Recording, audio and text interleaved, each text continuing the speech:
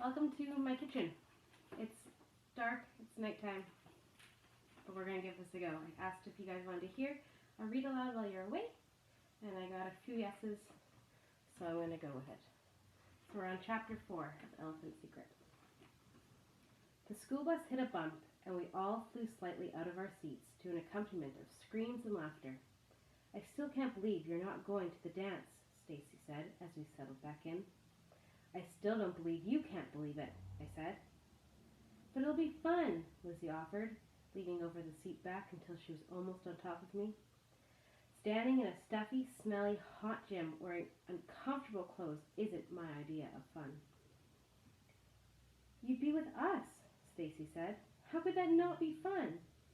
And it's the last time we'll see each other until after the summer, Lizzie added. That's not true. You know you're both welcome to come out to the sanctuary any time you want. You know we'll come out there, Stacy said, but it's different than seeing each other at school. It's better than seeing each other at school, I said. For sure, Lizzie agreed.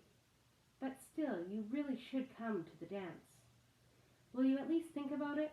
Stacy asked. I nodded. What I didn't say was that I was starting to have second thoughts about not going. Part of the problem was I didn't have anything to wear. The bus slowed down as it came to my stop.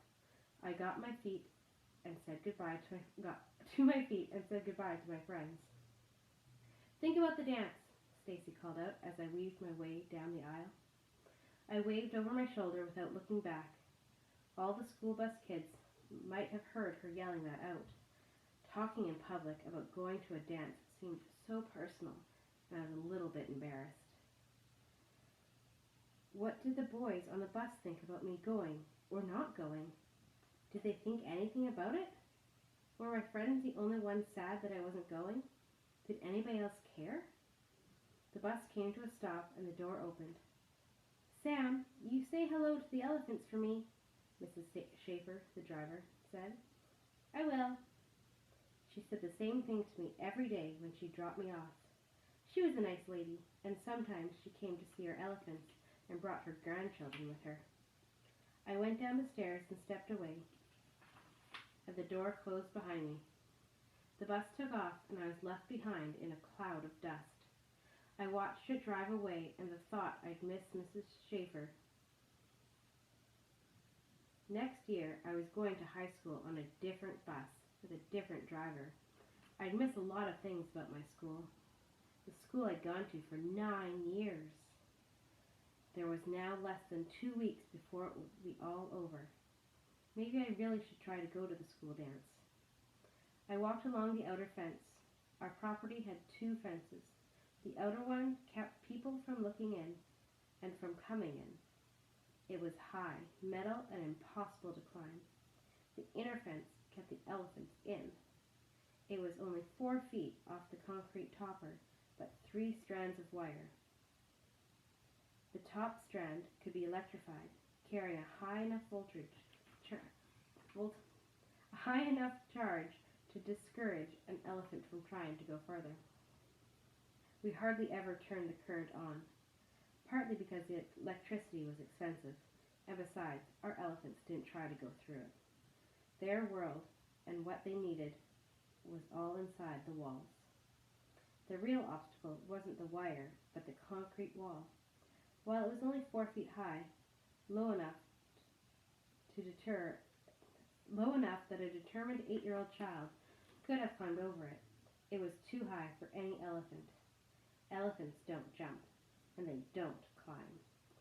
Although they can be trained to climb on barrels and stand on their front and back legs, they would hardly ever do so voluntarily. I punched the numbers, my birth date, into the combination lock to open up the first gate. The lock buzzed and popped open. The second gate had a key lock. I opened the gate and went through, closing it behind me. I strolled across the yard and into the house. Hello, I yelled. There was no answer, and that was no surprise. My father wasn't usually indoors. There was always elephant work to be done. I heard the TV playing in the other room. Dad liked to have background sound when he left or came in. It was on, and it was really, really loud. I went in to turn it down and saw a sheet of paper taped to the screen. In big letters it read, "New arrival, come to the isolation pen." I rode my bike as quickly as I could across the property. I startled a coyote who gave me a sideways glance like I denied him, and a family of armadillos who waddled away. I hadn't come across the herd, so I figured they were up by the forest or by the pond. You hardly ever saw just one elephant. You saw all of them or none of them. They would spread out while they ate, but never moved too far away to see the others. New arrivals were put into an enclosure on the north part of the property. It was deliberately distant and isolated. That way the new elephant would have quiet time away from the herd, and if it was carrying disease or parasites, they wouldn't spread it to the other elephants. Having one sick animal was bad. Having a herd of sick animals would be much worse. I saw a transport truck slowly bumping along the road toward me. I recognized it. I knew who was driving it. Yes, it was Tim. Tim's truck was specially designed for animal transportation and had been modified with cages and harnesses. It was sort of like a horse trailer that could be adapted to all sorts of animals. He was called in when an exotic animal had to be shifted from one location to another. It wasn't like you could send a tiger by UPS or FedEx. He had brought us 3 elephants over the years. More than just a driver, Tim was an animal lover. Whenever he was passing near our sanctuary, he'd drop by to have a coffee and look at the elephants. Sometimes he would eat supper with us, and he'd slept over more than once. I knew my father enjoyed their talks. Tim said that for all the animals he transported, elephants were his favorites. How could they not be anyone's favorites? The truck stopped, and I went up to his window. "Good afternoon, Sammy," he said, with a little bit tip of his cowboy hat.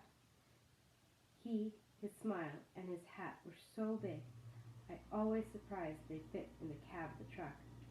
"Afternoon, Tim. Good to see you." "Good to be here, although I'm a little tired. I drove basically non-stop. 900 miles in 14 hours. You were really moving." "No choice. My passenger wasn't happy. He was kicking up a fuss back there." "Young or old?" I asked. "Come on, Sammy. How often are they young?" Of course, he was right. Young elephants are too vulnerable to give away. "Old, or really old?" "Somewhere in the middle. He's a big male, about 25 years old." Can you do me a favor?" Tim asked. "I want you to be careful with this one."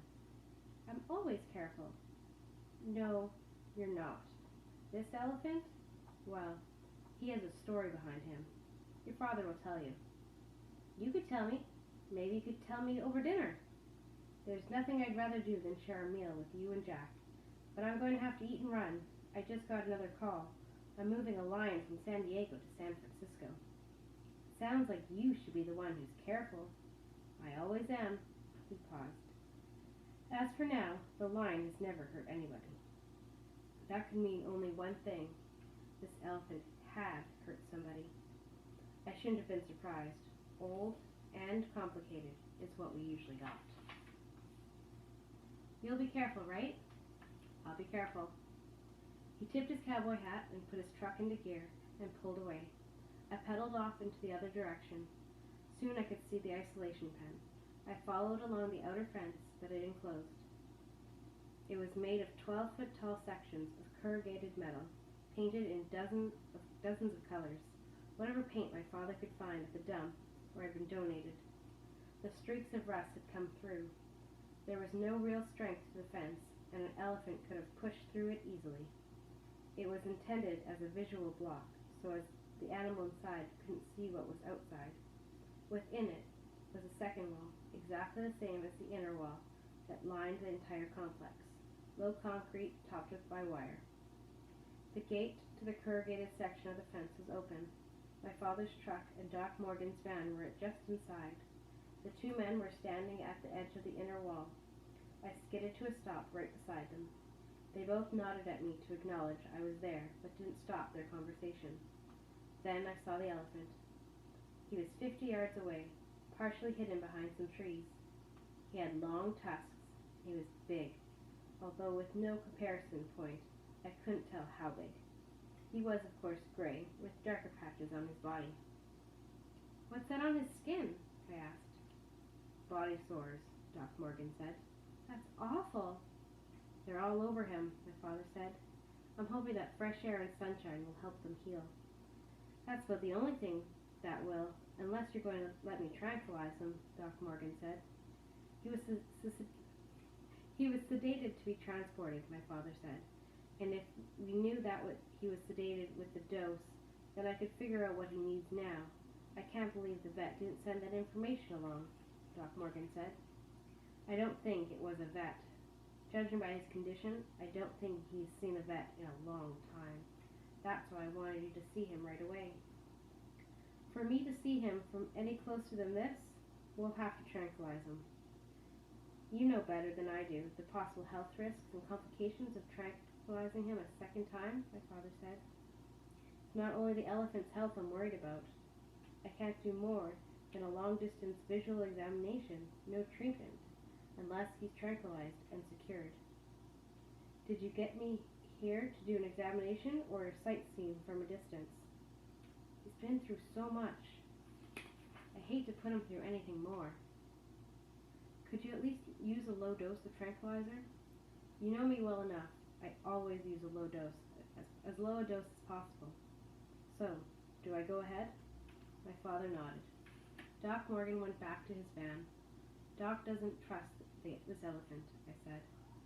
"That's understandable. It's a combination of what we know and what we don't know." "What do we know?" "He's a 23-year-old male, and his name is Burma." "That's not a bad name. It used to be the name of an Asian country." "He came from a roadside attraction where he was kept in a small pen, received very questionable medical treatment, and was probably abused." "Is that why we got him? Did the authorities take him away?" My father didn't answer. "Were they forced to give him up, or was there something else?" "There was a fatality. The trainer was killed." "He killed someone?" My father nodded. "Crushed him." "You always say there's a risk that accidents can happen with large animals, especially in a small space," I said. "This was no accident. It was very deliberate and very thorough." "Then the man probably deserved it. He was probably the one abusing Burma." "Possibly, but it doesn't matter. Burma was going to be euthanized if we didn't take him." "And that's why it happened so fast?" I asked. "There wasn't much choice. It was us or a death sentence. The world can't afford to lose any more elephants. Or lose animal sanctuary owners or their daughters." Doc Morgan said as he returned. He was carrying a very large rifle, a tranquilizer gun. "Or, for that matter, it can't afford to lose any vets willing to work with elephants. Especially ones we can afford," my father added. "Especially those, because they are a very rare species. Almost extinct," Doc Morgan agreed. "We'll all just be careful." "Do you think he can get along with other elephants?" I asked. "He's a big male, so he'll tend to live independently from the rest of the herd most of the time, but there's no reason he can't coexist in the same sanctuary with the others," Dad replied. "It would be awfully good if you could take over the adjoining property," Doc Morgan said. There was a vacant, unused, undeveloped parcel of land, about 500 acres, on our northeast side. It would be nice if only had a couple $100,000 to buy it.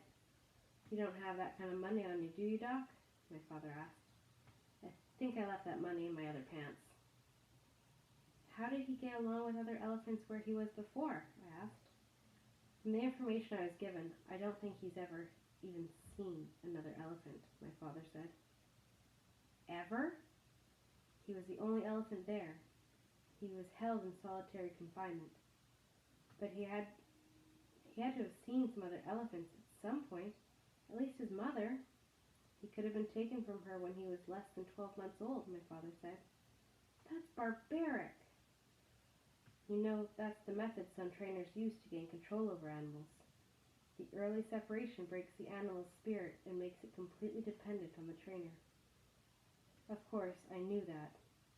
It didn't make it any less barbaric. And if he can't get along with the herd? Doc Morgan asked. It's a big property. He can live independently, either out in the large area or in the isolation pen. The pen isn't that big, I said. It's almost 15 acres.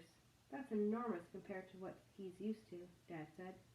He's lived his life in a pen that wasn't as large as our barn. That's just so awful, so terrible, so abusive, Dad said, cutting me off. I stared out at the elephant. He was big and strong, and at the same time alone and fragile. And he must have been scared. And then there was a bang and a swoosh, and the elephant ran away.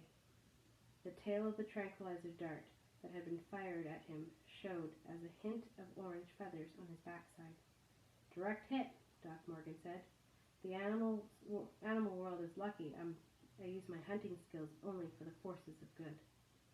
Burma ran all the way to the far side of the enclosure. How long do we have to wait? I asked. It will start to take effect within 20 minutes, but we'll have to judge the reaction to know when it's safer to enter the pen. So I'm going to stop there. Maybe I'll read chapter 5 tomorrow, if you guys like that.